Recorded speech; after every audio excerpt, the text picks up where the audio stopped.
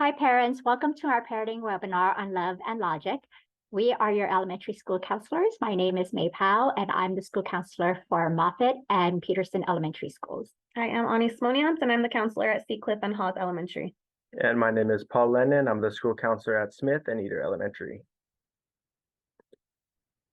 So today's topic is on love and logic. So what is love and logic?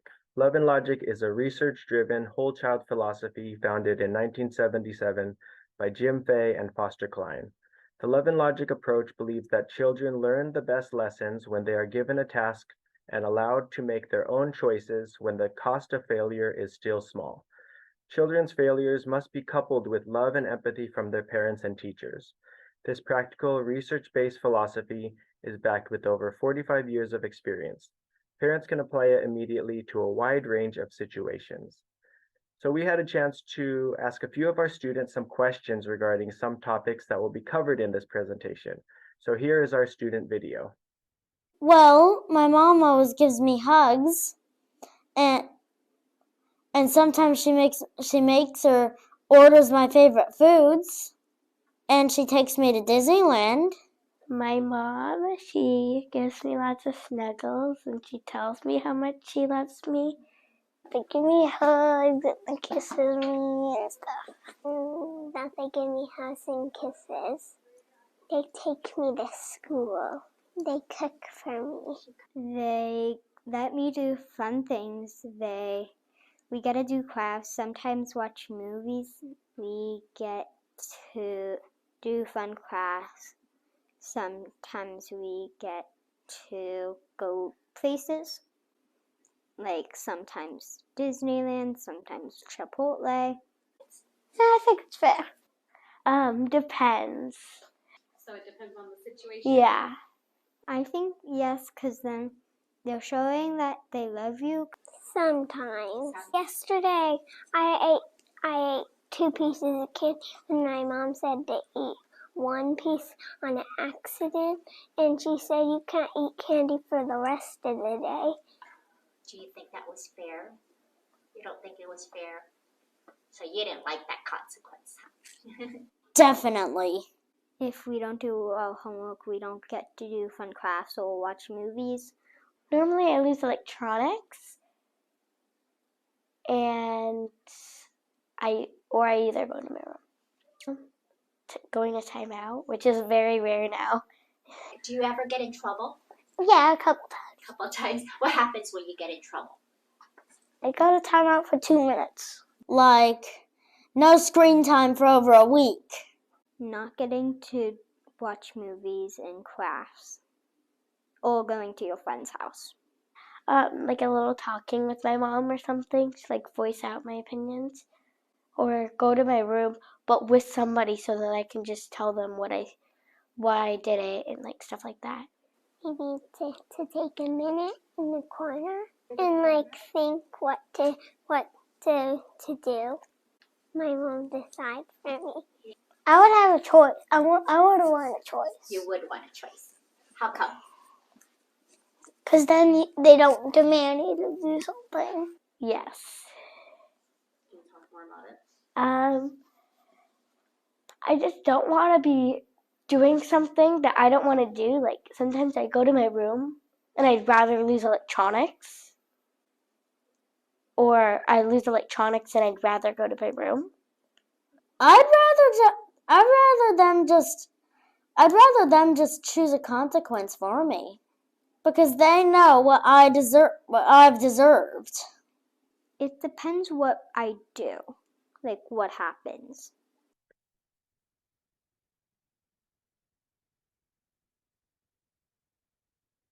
One of the love and logic underlying themes is teaching kids to be responsible for their own actions. Knowing the cause and effect of their choices allows kids to develop good thinking skills and increase personal responsibility. At home, children may be responsible for cleaning up their toys, doing chores, doing their homework, brushing their teeth on their own, deciding what clothes to wear, and taking care of pets, for example.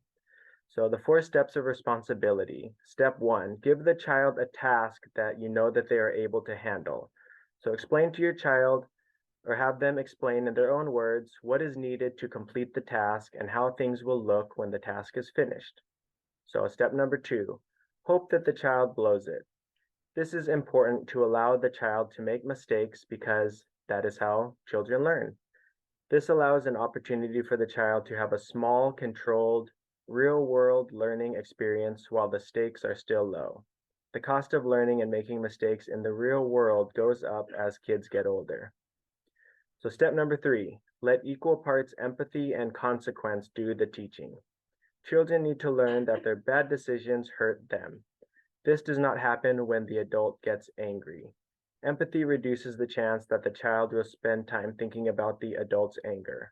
The child's attention should be on their own decisions instead of the response of the adult. Step number 4, give them the same task again. This sends the unstated message that people learn from their mistakes. You are allowing your child to learn in a safe environment. Love and Logic presents the COOL formula, which is the basis of forming understanding relationships with children and teaching them to be responsible decision makers. So the COOL formula starts with C, control that is shared. Parents can give children a sense of control on the parents' terms and conditions.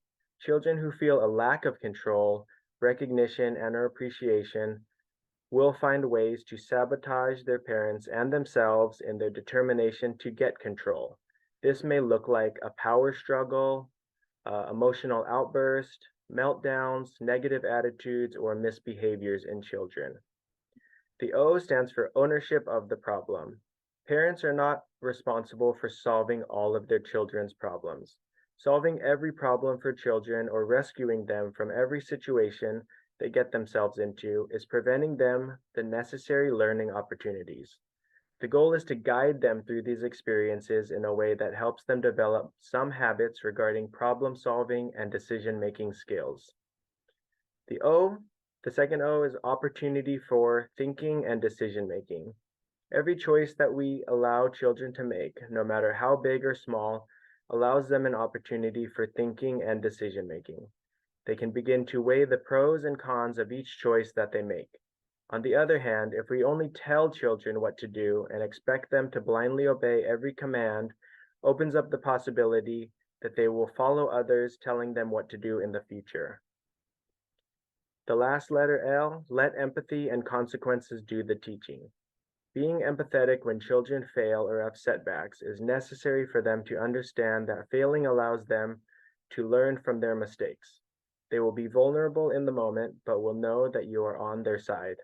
Natural consequences can help foster a teaching moment for children to consider what went wrong and allow them to make better choices in the future.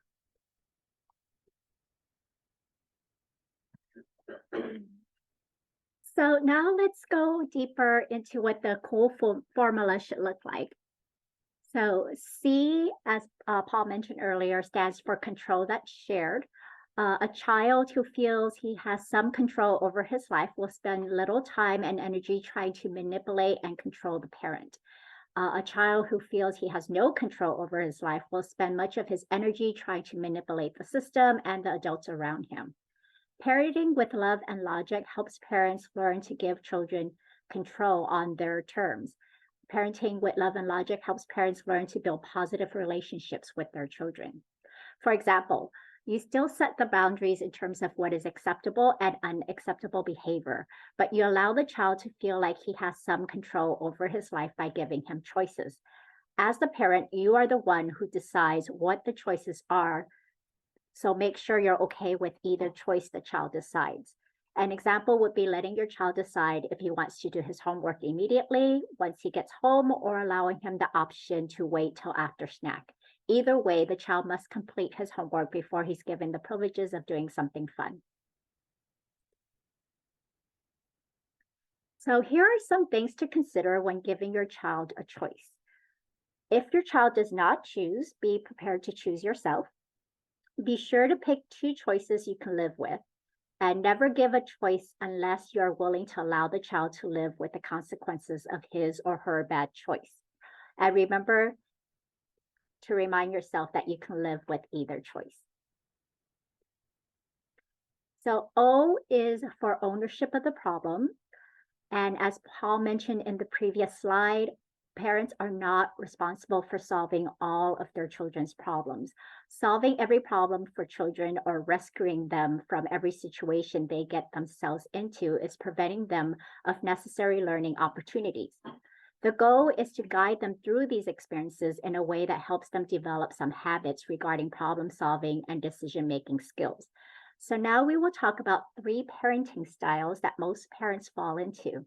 Try to see if you can identify which parenting style you tend to use when raising your children, or what parenting style your parents may have used. And of course, you can fall into more than one parenting style depending on the situation. So the first parenting style are helicopter parents. This is when parents hover or try to rescue or protect their children, which is fine when your child is a baby and is dependent on you for satisfying their every need. But as kids grow older, we need to learn to let go and allow them to make their own decisions and learn from their mistakes. So when you're a helicopter parent, the messages that you're sending to them is that you are fragile and you can't make it without me. You need me to run interference and you need me to protect you. And you can't make it in life without me.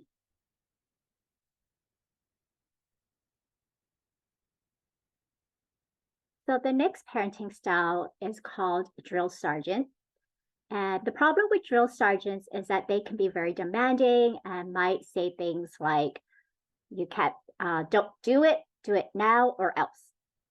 And they might send messages to the kid like, you can't think for yourself, I have to do your thinking for you, boss you around, tell you what to do, and you're not capable of making it in life. So this form of parenting is similar to what's called being an authoritarian parent, where the child does not get to make any decisions affecting his or her life, but is told what to do. And the last parenting style are called consultants. Consultant parents are always there to give advice and let the child make the decision, with the idea that they will let the child make as many mistakes as possible when the price tag is affordable. Meaning that they're okay with letting their child decide on what to do if they're okay with the consequences that follow with their child's decision. For example, a consultant would allow the child to decide if they want to clean their room now or wait till tomorrow before the child's able to go out with friends. Either way, the child has to clean his or her room. If the child refuses to clean their room, then he or she will not be able to go out with their friends until the room is clean, which is the consequence. The message that consultant parents sends to the child is saying that it's best to do your own thinking because the quality of your life has a lot to do with your decisions. So you're empowering them to make their own decisions, thereby allowing them to think on their own. Consultant parents take very good care of themselves in front of their kids. Some other things that consultant parents do is that they never tell a kid what to do. They get better results by saying what they're going to do. They offer choices and alternatives instead of orders. And when confronted with a problem, consultant parents use meaningful action and few words. And they wrap consequences in a loving blank of empathy, which means that they allow the child to suffer the consequences of their decisions by offering empathy and love.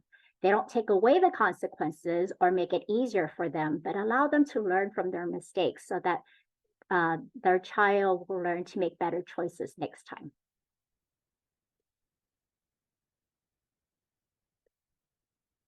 Okay, the next O is also for opportunity for thinking. If you catch yourself using fighting words while talking with your child, try to use thinking words when you want something to get done. Using thinking words can help your child think more about their actions, consider the outcome of each choice they make, and improve their decision-making skills. Providing children with a sense of control over certain situations guides them to make better decisions. So, some examples of fighting words versus thinking words. Fighting words can include telling your child what to do with no other option or explanation as to why, such as get to work right now. Instead, try using some thinking words where you describe the choice a child has, such as feel free to go outside to play as soon as you have your homework done. This allows the child the opportunity to think about their options and feel like they have a sense of control or a choice in the matter. They can either finish their work and play or stay inside with no reward. Another example would be telling the child what you will not allow without an option, such as you are not going to use that tone of voice with me. Instead, try using thinking words such as, you sound upset. I'll be glad to listen when your voice is as calm as mine.